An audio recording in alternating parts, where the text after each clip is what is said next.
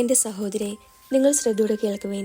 വിശുദ്ധ പൗലോസ്ലീഹ കൊറിന്തോസുകാർക്ക് എഴുതിയ 1-ാം ലേഖനം 12-ാം അധ്യായം 12 മുതൽ 20 വരെയുള്ള വാക്യങ്ങൾ. ശരീരം ഒന്നാണെങ്കിലും അതിൽ പല അവയവങ്ങളുണ്ട്.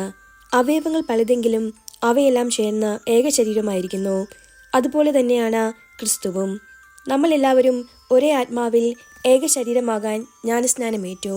യഹൂദരെന്നോ ഗ്രീക്കുകാരെന്നോ അടിമകളെന്നോ സ്വതന്ത്രനെന്നോ ഭേദം കൂടാതെ ഒരേ ആത്മാവിനെ പാനം ചെയ്യാൻ എല്ലാവർക്കും സാധിച്ചു. ഒരു അവയവമല്ല, പലത് ചേർന്നാണ് ശരീരം. ഞാൻ കൈ അല്ലാത്തതിനാൽ ശരീരത്തിൻ്റെ ഭാഗമല്ല എന്ന് കാൽ പറഞ്ഞാൽ അത് ശരീരത്തിൻ്റെ ഭാഗമല്ലെന്ന് വരുമോ? അതുപോലെ തന്നെ ഞാൻ കണ്ണല്ലാത്തതിനാൽ ശരീരത്തിൻ്റെ ഭാഗമല്ല എന്ന് ചെവി പറഞ്ഞാൽ അത് ശരീരത്തിൻ്റെ ഭാഗമല്ലെന്ന് വരുമോ?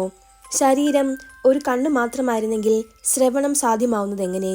ശരീരം ഒരു ചെവി മാത്രമായിരുന്നെങ്കിൽ ഘ്രാണം സാധ്യമാവുന്നത് എങ്ങനെ?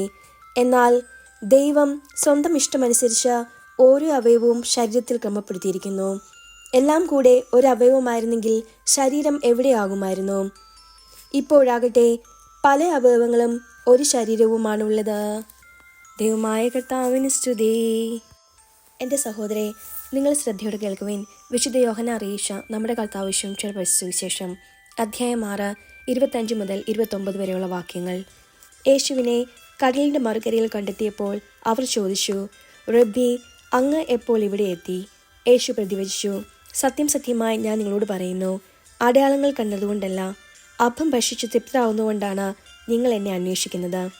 നശ്വരമായ അപ്പത്തിനു വേണ്ടി അധ്വാനിക്കാതെ മനുഷ്യപുത്രൻ തരുന്ന നിത്യജീവന്റെ അനശ്വരമായ അപ്പത്തിനു വേണ്ടി അധ്വാനിക്കുവേൻ. എന്തെന്നാൽ പിതാവായ ദൈവം അവൻ്റെ മേൽ അംഗീകാരം മുദ്ര വച്ചിരിക്കുന്നു. അപ്പോൾ അവർ ചോദിച്ചു, ദൈവഹിതമനുസരിച്ച് പ്രവർത്തിക്കുന്നവരാകാൻ ഞങ്ങൾ എന്തു ചെയ്യണം? യേശു മറുപടി പറഞ്ഞു, ഇതാണ് ദൈവഹിതമനുസരിച്ചുള്ള പ്രവൃത്തി, അവിടുന്ന് അയച്ചവനിൽ വിശ്വസിക്കുക. നമ്മുടെ കർത്താവായ മിശിഹായ്ക്ക് സ്തുതി.